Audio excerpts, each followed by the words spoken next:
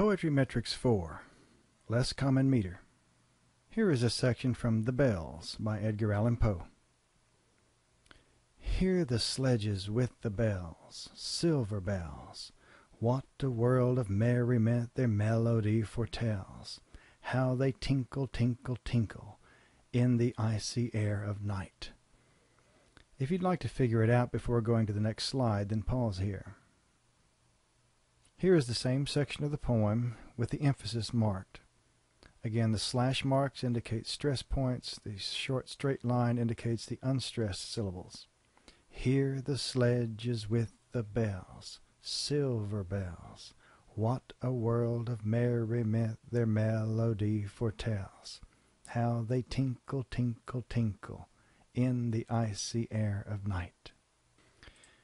This is an example of the trochaic foot, trochaic meter, and here we have the number of feet per line marked. Here is a section of another poem by Poe, Ulalume.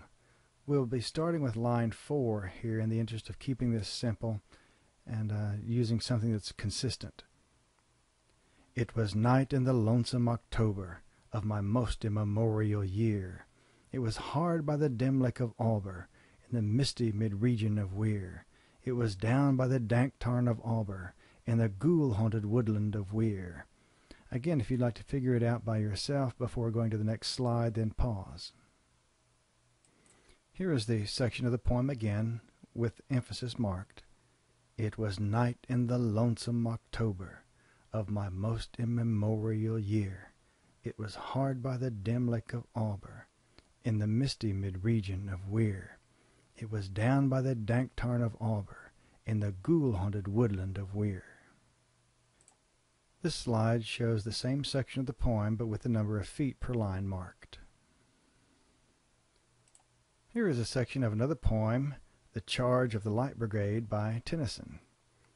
Half a league, half a league, half a league onward, all in the valley of death. Pause here for a moment if you'd like to sort it out before going to the next slide. Here are the stress marks.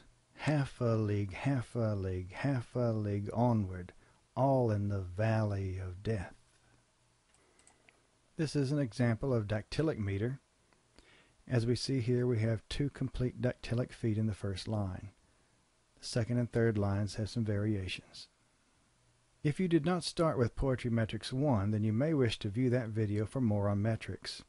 Traditional poetry is similar to music.